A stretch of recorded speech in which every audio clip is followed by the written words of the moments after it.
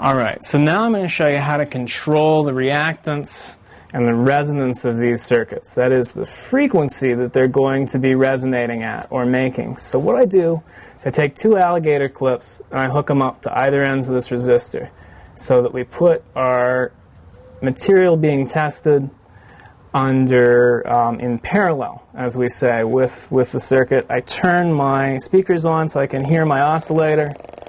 And now we can see if I do a potato,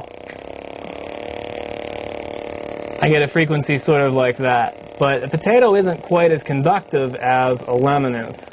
So I'm going to try out my lemon. Lemon being much more conductive, even if I place them farther apart. Let's see.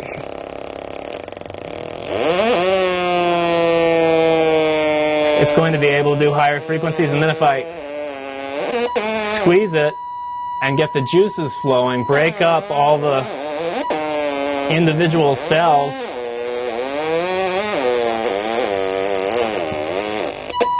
then we can even find higher pitch areas where it's just acid, just citric acid, lemon juice connecting our two circuits here, and not any of the pith or the fiber of the lemon. So using different fruits or vegetables, you can get different resonant tones out of your circuit.